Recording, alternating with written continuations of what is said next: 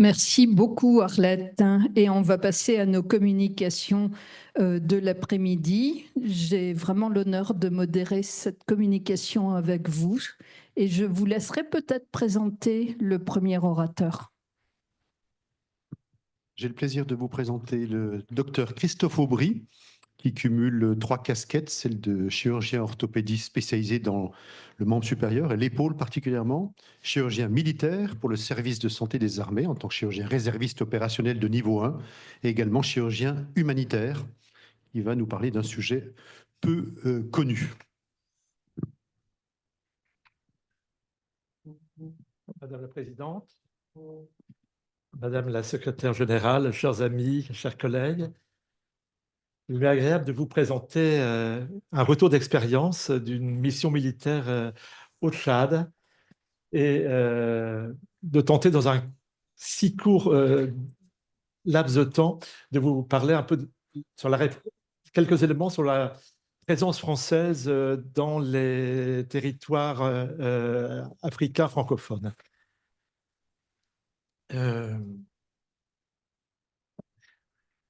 Alors, un petit rappel sur le Tchad. Le Tchad, donc, est un pays d'Afrique centrale. Il s'agit d'un des 3 pays les plus pauvres du monde, 5e pays le plus grand d'Afrique, 18 millions d'habitants, donc c'est quand même important pour l'Afrique. 3 zones, 3 climats totalement différents. Le nord, c'est le désert le saharien, le centre semi-aride, et le sud, la savane soudanaise. Le Tchad doit son nom signifie lac et doit son nom au lac Tchad, qui est à la frontière entre 4 pays. 2 grands fleuves, le Tchari et le Logone, parcourent ce pays. La capitale est N'Djamena. Voilà. On le sait tous, c'est l'un des berceaux de l'humanité. La découverte de Toumaï fait remonter la lignée humaine à 7 millions d'années. Et l'histoire rapportait ces 3 principaux royaumes qui vont se succéder, en commençant par le royaume du Canaan au 8e siècle, puis dernièrement le Baguirmi à partir du 16e siècle, qui subsiste encore et qui est devenu une chefferie traditionnelle. Alors, quelques dates. 1891, arrivée de la France.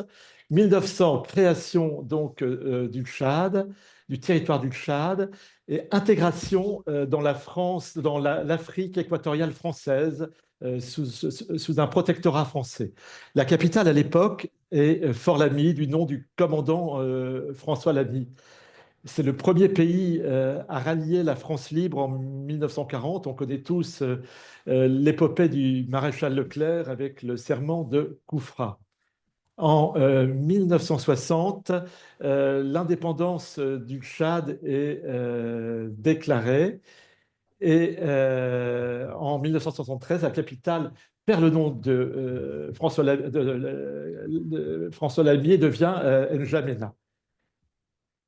S'installe ensuite une grande période d'instabilité de 65 à 2010. Pas moins de 3 guerres civiles ont parcouru le pays avec de nombreux attentats. Depuis 2018, c'est la 4e République.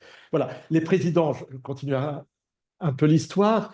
En 60, François Tombal-Baye est le premier président donc, du Tchad après l'indépendance proclamée le 11 août 1960. Plusieurs présidents se sont succédés. En 82, on connaît Hissène Habré, lui-même renversé par le général Idriss Déby, qui était donc qui était formé en France et qui va décéder au combat. En 2021, alors que ses troupes se battaient contre les rebelles qui descendaient de Libye. Il est resté 30 ans au pouvoir, 6 mandats successifs de président. De 21 à 25, son fils, Mahamat Déby, dit Kaka Déby, assure depuis une gouvernance intérimaire et il marque manifestement une nouvelle ère. Voilà. Alors, l'opération Barkhane, vous en avez tous entendu parler. Le début, c'est 1er août 2014. Ça fait suite aux opérations Serval. L'objectif, c'est la lutte contre le terrorisme au Sahel. Et alors, cela est en partenariat avec le G5 Sahel. Donc, ça associe donc 5 pays, Mauritanie, Mali, Niger, Burkina Faso et le Tchad, avec un poste de commandement interarmé qui sera basé à N'Djamena. N'Djamena étant une véritable clé de voûte pour le processus Barkhane. La fin de l'opération Barkhane est le 9 novembre 2022. Alors, la sécurité au Tchad, beaucoup de terrorisme. Il y a 3 groupes terroristes armés islamiques sont particulièrement actifs. Il y a Boko Haram dans la région du lac Tchad et des pays voisins, Nigeria, Niger, Cameroun. L'État islamiste en Afrique de l'Ouest, Al-Qaïda au Maghreb islamique, AQMI au nord-est. Voilà, la sécurité au Tchad, c'est d'incessantes incursions du nord à partir de la Libye, des manifestations qui sont particulièrement marquées depuis 2022, car Mohamed Déby, le fils donc, du général Idriss Déby, avait un mandat de 2 ans.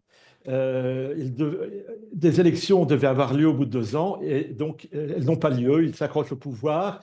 Et l'opposition fomente manifestations, émeutes, avec exécutions sommaires. Et puis, on voit arriver, depuis la période à peu près 2000, ce sentiment anti-français qui est grandissant. Là, une photo des émeutes à N'Djamena, quelques jours après mon départ, 50 morts, 300 blessés. Hein. C'est vraiment très, très violent. Alors, je vous transporte sur notre base aérienne projetée, où siègent donc les forces françaises. Donc, je répète, c'est le commandement interarmé de la force française, superficie de 80 hectares, et c'est adossé à l'aéroport international. Voilà. Quelques photos de notre pôle chirurgical. C'est une façon très différente de faire la chirurgie en milieu plus précaire. C'est intéressant de vivre ça et puis de le transmettre. Nous avons un rôle 1, un rôle 2. Le rôle 1, c'est plutôt la médecine. Le rôle 2, c'est plutôt chirurgical. Ça associe un chirurgien général, un chirurgien dur orthopédiste, un anesthésiste, 2 IAD, un niveau, et puis les aides-soins. Donc, c'est en moyenne une vingtaine de personnes. Nous avons un système de radiographie performant, un scanner et des conditions de logement qui sont très, très correctes. Bon, c'est précaire, mais bon, ça va très bien. Voilà. On a entamé en 2000 de grands travaux. Avant, on avait une popote qui était bien agréable. De grands travaux. On a construit un hôpital, un centre médical interarmé qui était presque fini, et nous avons dû partir et laisser en plan quelque chose qui n'aurait peut-être pas dû voir le jour. L'hospitalisation, vous voyez, c'est des grandes salles communes, des bureaux de consultation communes avec 5 brancards, une table où on consulte anesthésie, les 2 chirurgiens ensemble. Le bloc, des blocs petits mais très fonctionnels. On cherche la place. Donc, dans le couloir, il y a les rangements, il y a le poste informatique, il y a la programmation. Quelques photos pour illustrer. Le triage, on va le faire sur le trottoir, quasiment de dehors. La salle de réveil sert au déchocage en cas de mascale. On traite à peu près un mascale, voire 2 par mois. Donc, c'est vraiment fréquent. Alors, la mission prioritaire, bien sûr, c'est le soutien médical à nos forces françaises, mais également beaucoup de soutien aux partenaires tchadiens, ceci dans les limites de nos possibilités opérationnelles, soutien aux civils diplomates discuté au cas par cas, Et j'insiste sur l'aide médicale à la population, AMP, humanitaire au Tchad, qui représente une belle et passionnante activité qui vient compléter et qui est un élément diplomatique important pour faire accepter les forces françaises. Le principe du traitement, on le connaît, c'est le principe du damage contrôle orthopédie. Voilà. Alors, l'aide médicale à la population, chaque cas est discuté le samedi matin. Le malade est convoqué et on le programme en fonction de possibilités thérapeutiques. On a beaucoup de matériel au Tchad, contrairement aux autres projections. Les pathologies rencontrées sont variées. C'est surtout des pathologies secondaires, des calvities diverses, des pseudarthroses, des fractures souvent pas très fraîches, des séquelles de trauma balistique, le pied de Madura, beaucoup de pathologies septiques. Alors, on rencontre beaucoup de traumatismes ouverts par agents vulnérants, essentiellement des balles AK-47. Et alors là, on voit donc un orifice d'entrée qui est très petit, un véritable cône d'attrition et une sortie très large, avec des dégâts souvent importants. Là, ce cas-là est un cas qu'on a reçu à la 24e heure, un type d'une vingtaine d'années, raccourcissement du membre inférieur, un Tchadien militaire, pouls périphérique perçu, motricité OK, sensibilité satisfaisante. Il est arrivé vivant, donc au bout de 24 heures, donc il n'y a pas de gros dégâts artériels. La radiographie, donc une fracture ouverte du fémur. Bon, je rappelle très brièvement le damage contrôle orthopédie. Donc, il y a 3 séquences. La première, on sauve la vie. Contrôle du plaies vasculaire. On stabilise un fémur ou un bassin par fixateur externe rapidement. Amputation de sauvetage parfois. Deuxième séquence, on tente de sauver le membre. Le plus conservateur possible en traitant une ischémie par revascularisation, disons temporaire, par shunt artériel ou pontage. Troisième séquence, on prépare l'évacuation, on évalue, on fait un traitement chirurgical limité, on limite l'agression tissulaire, on stabilise temporairement par un fixateur externe rapidement posé, sans approximer exactement, on évite l'infection par un débridement, large parage, non fermeture. Et on traite un syndrome des loges préventivement par des dermofasciotomies. Voilà. Voilà le cas précédent, donc avec cette fracture ouverte et un petit angle bloc. Un autre cas, pareil, le petit orifice d'entrée et le cône de sortie, avec la fracture ouverte. Voilà. Alors là, c'est aide à un allié, un militaire de 43 ans, tchadien, mauvaise réception parachute, fracture ouverte extrêmement complexe de l'extrémité inférieure des 2 os de jambes. Je reçois au 2e mois, retard de consolidation, ulcération chronique, on n'arrive pas à le guérir. Décision, on ramène du tissu sain et on fait un lambeau cutané à pellicule distale inversée, qui est un lambeau sural, et on obtient la couverture du lambeau. Donc c'est déjà de la chirurgie plastique un peu plus évoluée. Voici donc à une quinzaine de jours l'aspect du lambeau. Il y a eu un geste secondaire au 45e jour de lever du lambeau pour évacuer collection septique, puis l'évolution était favorable, le patient a consolidé et il est à présent stabilisé. Alors là, ce qu'on peut recevoir à peu près de pire, c'est une militaire française de 31 ans qui reçoit un objet dans l'œil gauche qui transfixie l'hémicerveau gauche pour se ficher au niveau de l'occiput. Je la reçois, elle est encore en vie, elle respire spontanément. Nous faisons un scanner, nous avons un scanner, ça nous aide bien. Elle vit spontanément. Nous prenons l'avis de Percy, du neurochirurgien, qui nous dit T4, c'est terminé, ne faites rien. Cependant, elle vivait et ses copains de chambrée nous indiquent qu'elle est mère d'un enfant de 9 ans, vivant seule. elle vit spontanément, on décide d'y aller, quoi. On fait contre l'avis de Percy, on se décide de faire une cradiotomie élargie qui sera donc réalisée toute une nuit par un chirurto et un chir viscéral. Donc, on a mis en place, on a appelé tout de suite, donc on a mis en place euh, on a activé un système MEDEVAC pour faire venir donc un Falcon avec une équipe neurochirurgicale dédiée, anesthésiste, neurochirurgien, qui est arrivé 10 heures après le traumatisme, donc assez rapidement. Donc le matin, mise en place d'une prise de tension intracrânienne, dérivation ventriculaire, puis évacuation par le Falcon. À 2 ans, elle a récupéré relativement correctement. En tout cas, elle est sauvée, elle s'occupe de son gamin, elle garde une hémiparésie. Mais bon, en tout cas, je suis bien content d'avoir contrevenu à cette décision de ne rien faire. Alors, l'aide médicale à la population, bon, rapidement, on rencontre de nombreuses pathologies, hein. Là, il s'agit d'un gamin qui se fait mordre par un âne.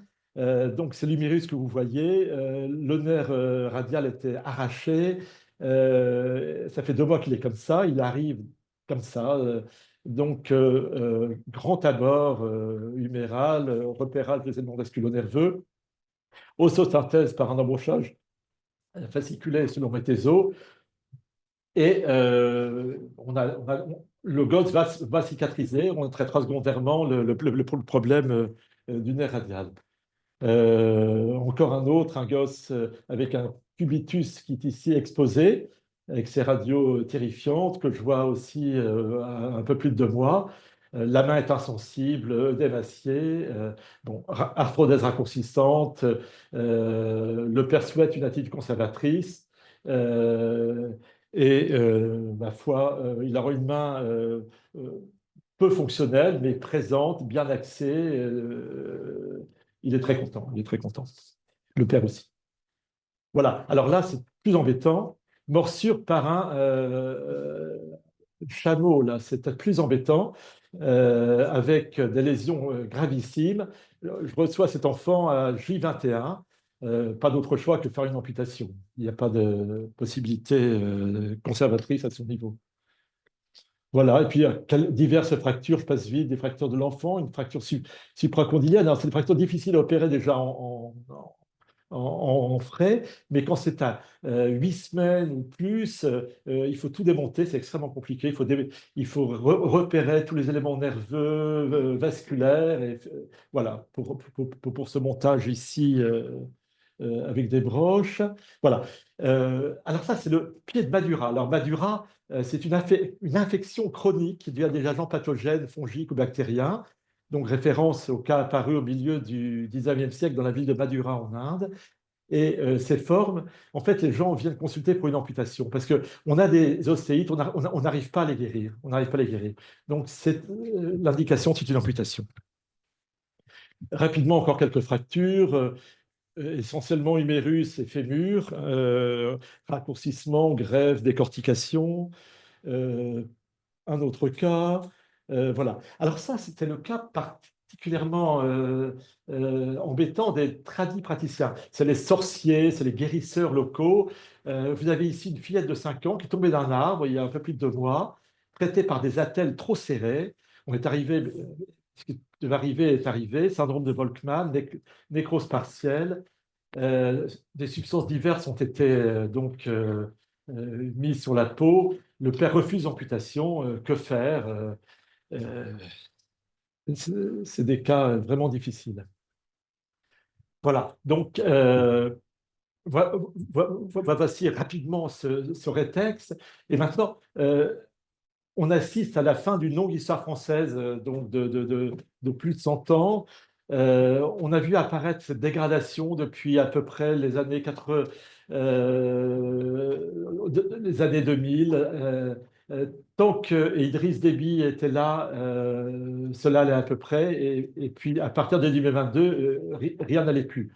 Le 25 novembre 2024, signature d'un protocole d'accord par Jean-Noël Barrot à N'Djamena, donc reconduction de l'accord de défense.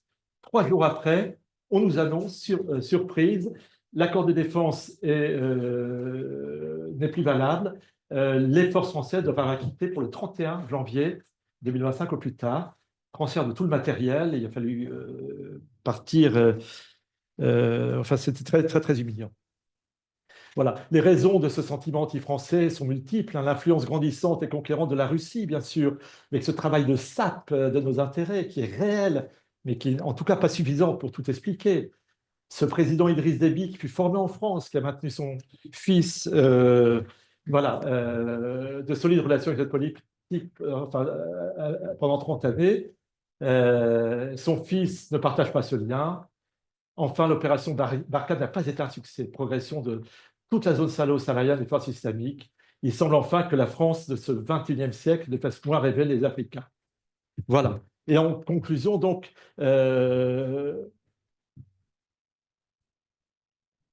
nouvelle étape doit s'écrire. Seule la présence militaire française qui fut priée de partir, mais il n'y a que cela. Les accords commerciaux et diplomatiques perdurent. Il en est de même pour le Sénégal et la Côte d'Ivoire. L'Afrique est l'avenir du monde. Il faut que la France retrouve une place différente en Afrique francophone, et qu'elle soit présente dans ce grand et magnifique pays, d'un magnifique continent. Je vous remercie.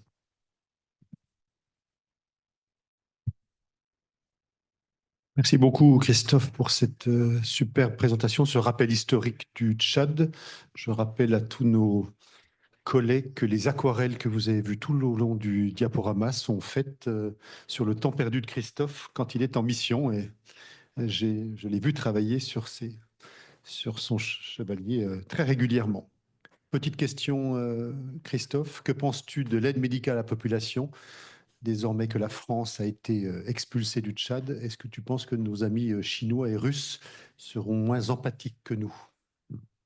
Je crains qu'il le soit moins. Je crois qu'il faut garder quand même le Tchad comme un. Je crois qu'il faut garder des accords. Il faut continuer par des voies humanitaires. Donc, on en reparlera avec toi.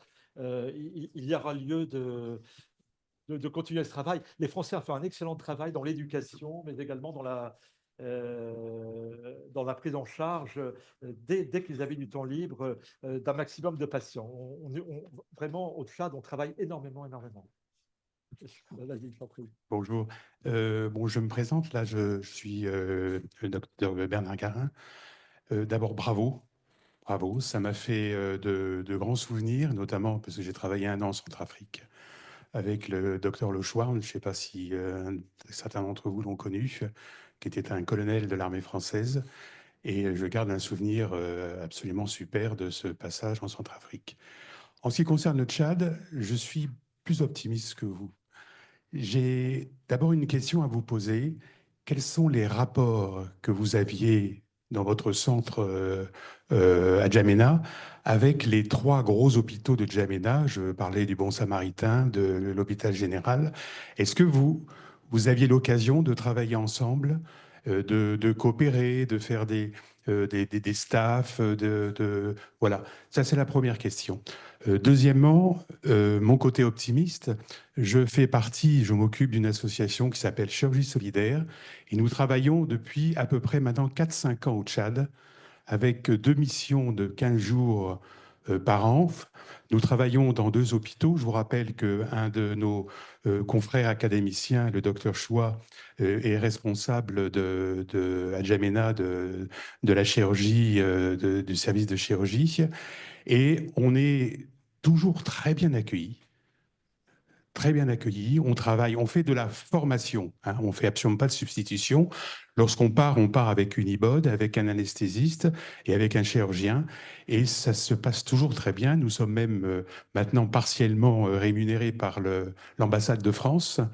Et notre prochaine mission, c'est au fin septembre, début octobre, où nous allons, avec un chirurgien gynéco notamment, travailler à l'hôpital Le Mère-Enfant de Djamena, que vous connaissez sûrement. Donc, je suis assez optimiste. Je suis même très optimiste parce qu'on a vraiment de bonnes relations.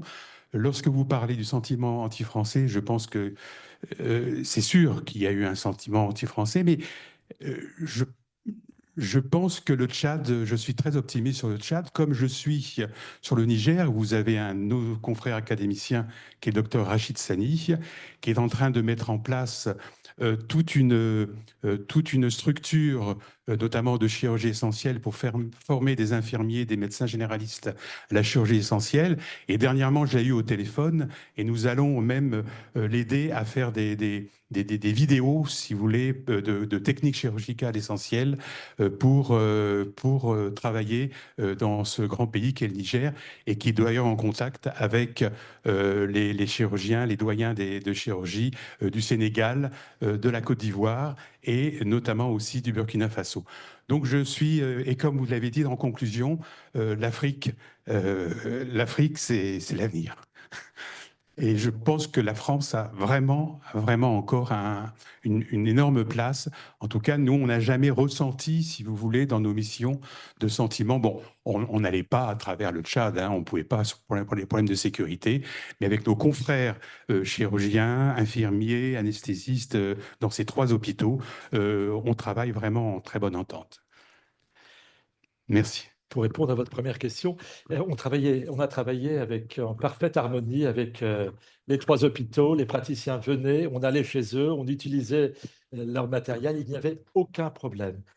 Alors, je pense que on peut rester optimiste pour ce qui est de la présence française et puis de ce travail de coopération et humanitaire dans le civil. Je suis pessimiste pour les bases militaires. Je pense que les bases militaires, les Africains n'en veulent plus. On va peut-être garder quelque chose à la Djibouti, parce que là, on loue, enfin, le contrat est différent. Mais je pense qu'il était temps de partir. Je pense que on est parti peut-être un peu brutalement, de façon un peu humiliante quand même au Tchad. Mais je l'ai bien dit, hein, le président a insisté, ce n'est que les forces militaires qu'il veut voir partir. Il veut garder les accords commerciaux, il veut garder les accords diplomatiques. Ce n'est pas le cas au Mali, ce n'est pas le cas au Burkina Faso, au Niger, c'est un peu difficile. C'est pareil en Côte d'Ivoire et au Sénégal. On va garder des contacts. Et par la médecine, je pense qu'on va garder, on va garder notre place en Afrique. Je pense là, au contraire, on a de beaux jours encore devant nous. Est-ce que vous avez pu, pendant cette longue présence du service de santé des armées, est-ce que vous avez eu l'occasion d'organiser des formations avec les médecins, les chirurgiens, enfin en tout cas les chirurgiens orthopédistes, puisque vous êtes orthopédiste, sur place? Est-ce qu'il y a eu une demande ou est-ce que vous avez pu faire une formation? Alors, il y en a eu. Il y en a pas Oui. eu lors de ma période, Oui. mais on a reçu des praticiens, des internes D'accord, qui ok. venaient travailler avec nous. Ok. Et on les formait, disons, par compagnonnage. compagnonnage, Il n'y a pas d'accord. réellement Alors qu'à Djibouti, au contraire, on essaye de... Oui. C'est très différent, quoi. Très, très Ok. différent. Bon, en tout cas, bravo pour votre... Merci. J'ai appris beaucoup de choses en orthopédie, d'ailleurs.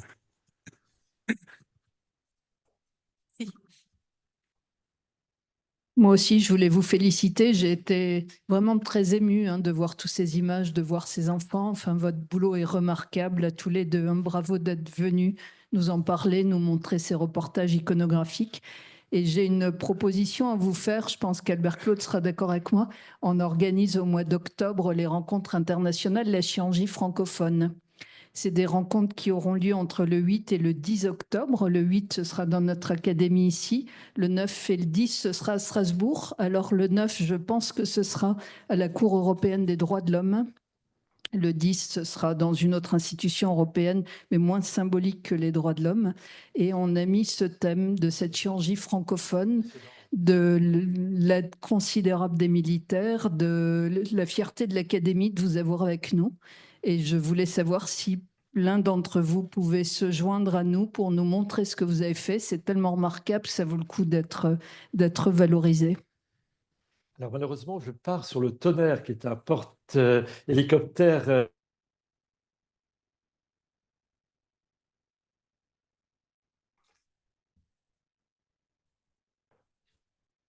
Patrice, voilà, a fait des choses remarquables.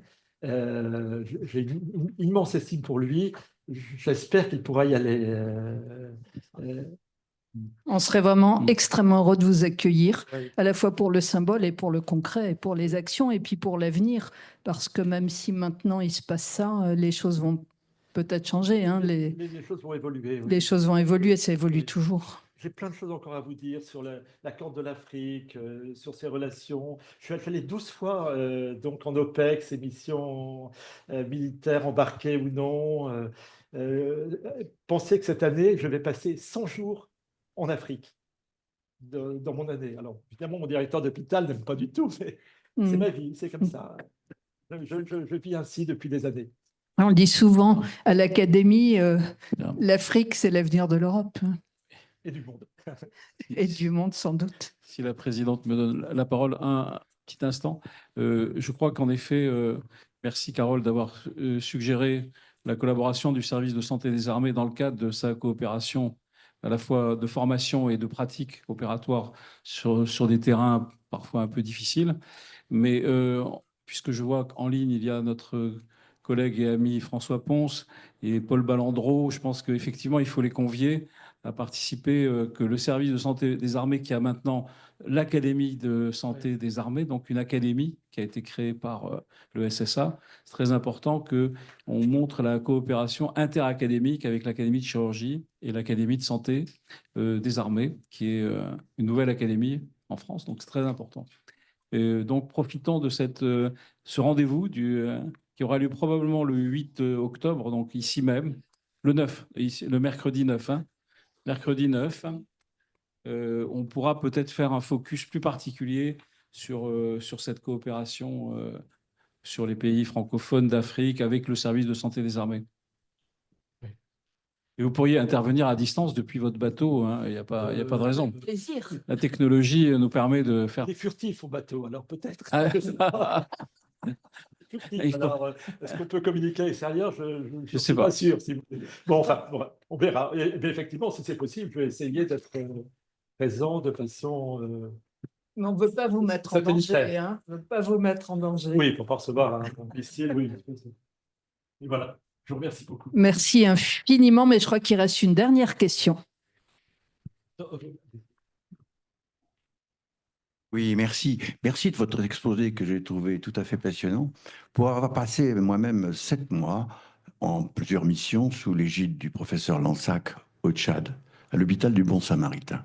Bon, je ne veux pas m'étaler là-dessus, mais ce qui est intéressant, me semble-t-il, dans votre propos, c'est de voir ce que vous avez été capable avec le service de santé des armées de faire là-bas. Alors, je ne partage pas l'optimisme, bien que j'aime beaucoup, mais l'optimisme de Bernard Garin, parce que les Tchadiens, depuis 2019, plus personne ne nous demande rien.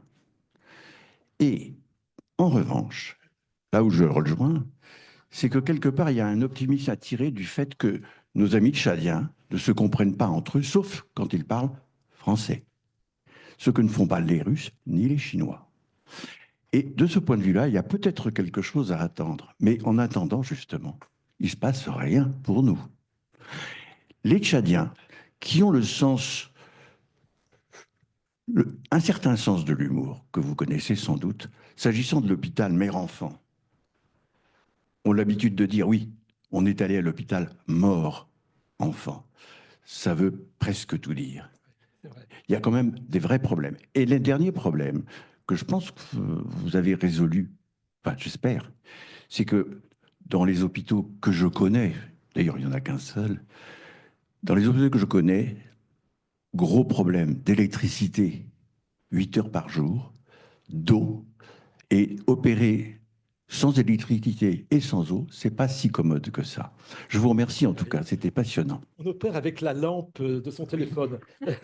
Achetez au vieux campeur. Je l'ai fait.